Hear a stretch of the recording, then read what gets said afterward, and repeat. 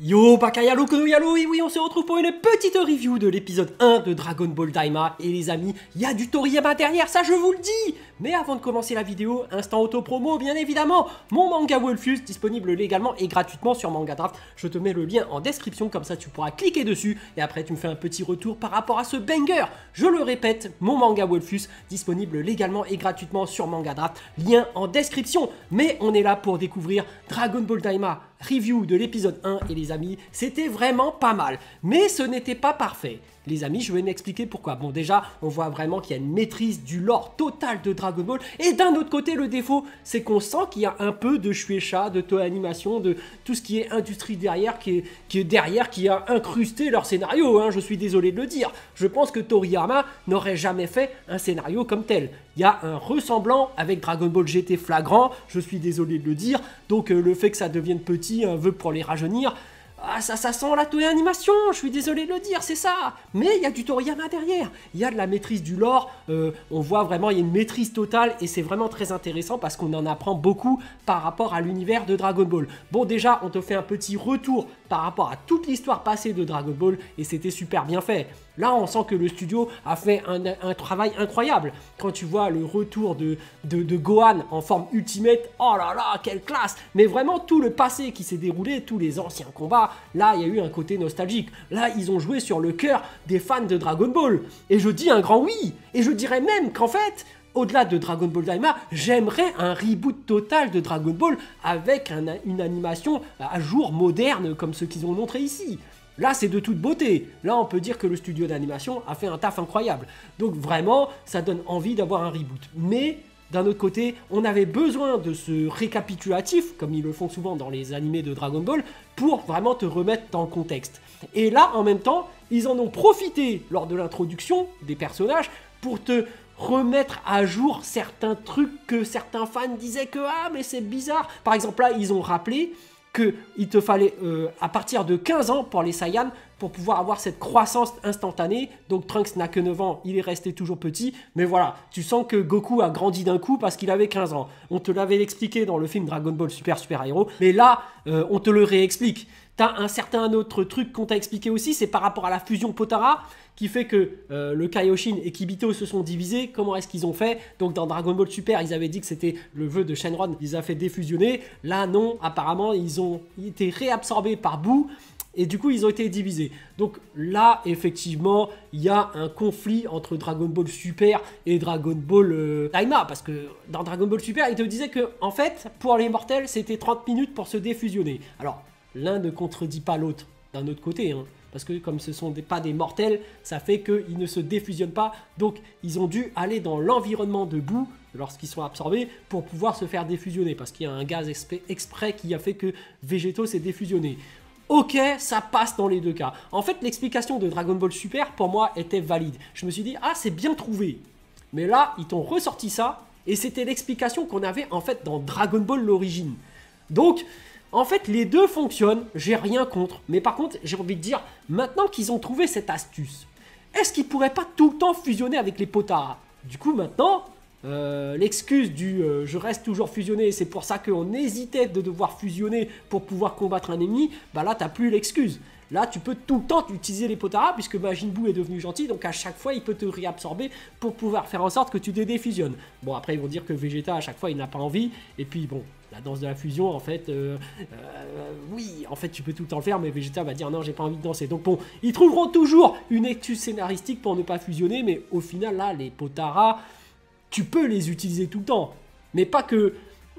les Potara, c'est pire parce que, en fait, tu peux les donner à n'importe qui pour qu'ils fusionnent. Alors que la danse, métamol, déjà, il faut apprendre la danse, mais il faut que les deux individus sont à peu près de niveau égal et qu'ils ont à peu près la même morphologie, tu vois. Sinon, la fusion ne s'applique pas. Alors que les Potara, tu peux vraiment le faire sur tout, tu vois. Tu peux mettre un Hercule Satan qui fusionne avec Goku, grâce aux Potara, ça marche. Même si ça devient moins puissant a priori, mais tu vois, en fait, tu peux l'appliquer sur vraiment tout le monde. Donc, en vrai, là, rien n'empêche Piccolo d'utiliser les Potara avec Gohan, de tout le temps fusionner et après de retourner dans le corps de Boo et de défusionner. Et puis, bon, bref, on revient pas sur ce phénomène, mais voilà, hein, je trouve que par rapport à cette excuse, par rapport à Boo, Bon, ouais, ça passe, mais maintenant ça te crée une autre contrainte. Pareil pour le fait d'utiliser les Dragon Ball pour faire rajeunir les gens. Alors, ça marche, en effet, on a vu que lors de la première utilisation, Piccolo Daimao l'utilise pour rajeunir. Mais du coup, qu'est-ce qui t'empêche de l'utiliser sur les autres? Et c'est ce que fait apparemment le Goma là. Son plan, bah, c'est de faire rajeunir les Goku et tout ça pour pouvoir les nerfer et qu'ils deviennent plus des menaces. Bon, ça marche. Ça marche, je trouve que c'est une bonne idée. C'est une bonne idée de la part du méchant. Mais d'un autre côté, on peut se demander pourquoi est-ce que les gentils, lorsqu'ils ont eu des menaces telles que Cell, telles que Majin Buu qui sont arrivés, pourquoi n'ont-ils pas utilisé ces Dragon Ball pour faire rajeunir l'ennemi au point où ils deviennent inoffensifs? La question se pose. Après, on peut dire qu'ils n'y avaient pas pensé. Ça marche aussi. Et d'un autre côté, ça, pour moi, c'est un gros défaut de Dragon Ball Daima. Je m'explique. Le gros défaut pour moi dans Dragon Ball Daima, déjà, c'est le fait qu'on te fasse rajeunir. Du coup, tu perds tout ce côté dramatique. Mais le gros défaut, voilà, pour moi, c'est l'ennemi Goma qui ne fait pas peur. Pour moi, Goma, ils font en sorte même qu'il est ridicule. Tu vois, j'adore Dragon Ball. Là, on a les gags Dragon Ball un peu où il y a Goku qui va être en petit et faire des combats, tout ça. Mais en fait, moi, j'ai préféré Dragon Ball Z. Et le gros avantage de Dragon Ball Z, c'était ce côté dramatique. C'était ce côté où tu affrontes des ennemis qui étaient vraiment cruels, des vrais méchants. Par exemple, Freezer, le mec, il fait peur. Même si au début, tu as l'impression qu'il a l'apparence de quelqu'un qui est assez petit et tout, et c'est ça la force de Toriyama, c'est qu'il est capable de te faire des méchants avec des apparences un peu ridicules, mais qu'au final de leur comportement, ce sont des êtres cruels qui font vraiment peur. Alors que là, Goma, bah moi j'ai pas ressenti cette peur, j'ai pas ressenti le danger, j'ai l'impression qu'on essaie plus de le ridiculiser pour atténuer cette tension. Et c'est ça le défaut de Dragon Ball Daima, c'est cette tension qu'il y a.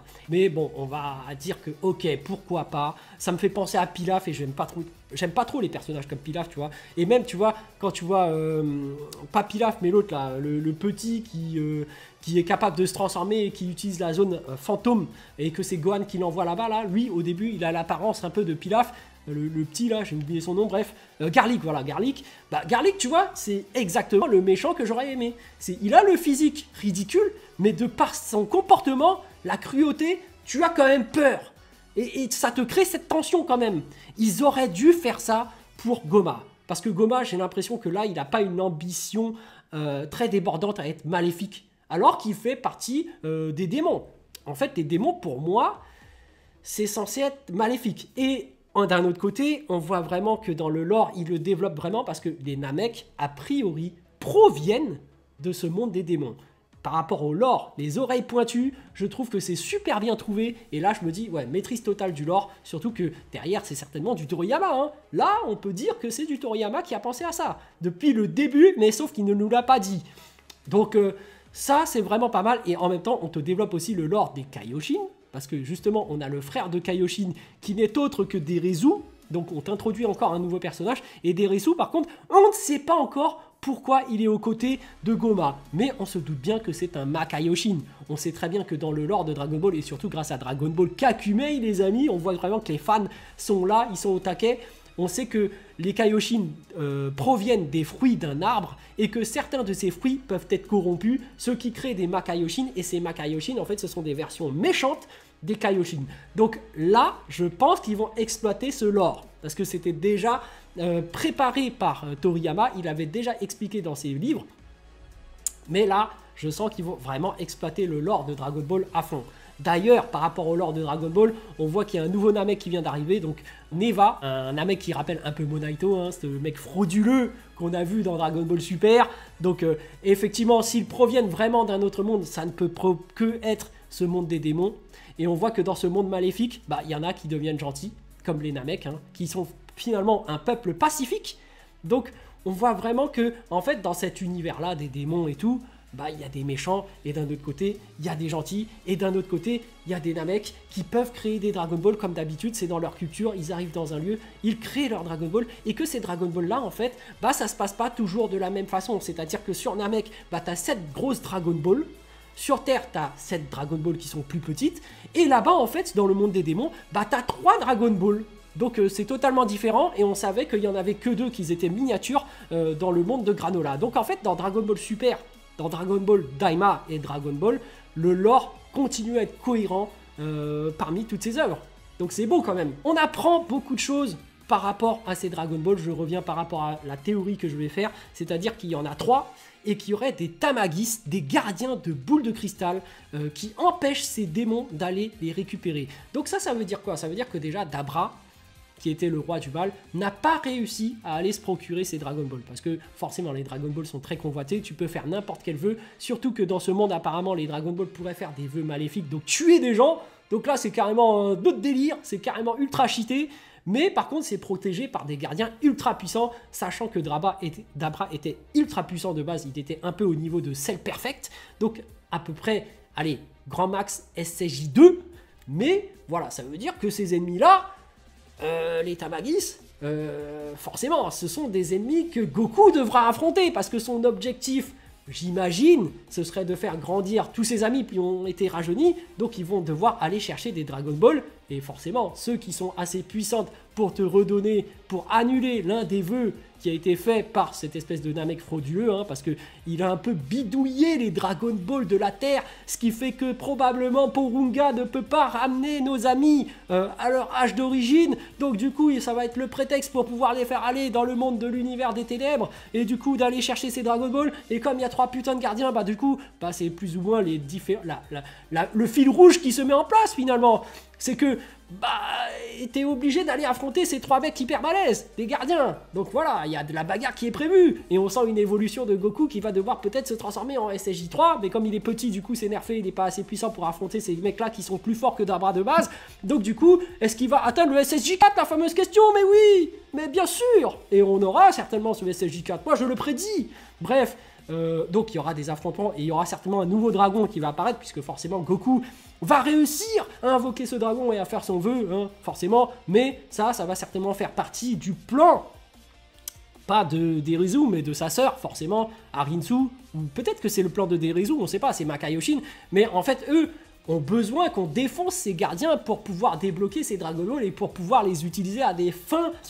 T'as compris, pour des Makaioshin maléfiques, pour des démons, ça va être l'opportunité idéale d'avoir ces 3 Dragon Ball à disposition. Parce qu'après avoir formulé le souhait, peut-être que ça se transforme en pierre ou pas, parce qu'on a vu que finalement, avec l'arc Granola, les Dragon Ball de Monaito ne se retransforment pas en pierre. Donc peut-être que si Goku formule son souhait, bah du coup ensuite les démons et les autres Makaioshin vont pouvoir utiliser ces Dragon Ball pour formuler ensuite leurs vœux. Toi-même tu sais, tu vois. Et ça se met en place parce que vraiment là on a en vue des adversaires qui peuvent être extrêmement puissants et poser des problèmes à nos amis tels que Goku, Vegeta, hein, même s'ils sont effectivement niveau max SSJ2 3, parce que Goku c'est SSJ3, on voit vraiment que les démons peuvent leur poser problème, surtout qu'ils sont devenus petits, les nerfés. On sait qu'il y a un artefact spécial qui est recherché, l'Oculus Terrien, qui procure des pouvoirs exceptionnels quand tu le poses sur un front de quelqu'un. Donc ça aussi, ça peut faire un power-up et poser des problèmes à nos héros. On voit vraiment que aussi la sœur de Derizu, donc Arinsu, elle est en train d'étudier, elle est sur un projet que le roi démon ancien l'avait fait étudier, donc il y a des sources, des financements derrière, c'est un gros projet. Est-ce que c'est pas la création d'une créature beaucoup plus puissante, un peu à la Cell, tu vois, une créature parfaite, capable de poser des problèmes à nos héros? Bah, ça sent ça sent le gros méchant qui va arriver par la suite. Donc voilà, non seulement tu as les 3 gardiens affrontés, non seulement tu as cet artefact d'Oculus Terrien, tu as Arinsu qui est en train d'être sur son projet de création de monstres extrêmement puissants. Il y a des choses qui vont arriver, des intrigues par rapport à Dragon Ball Daima qui commencent à se former.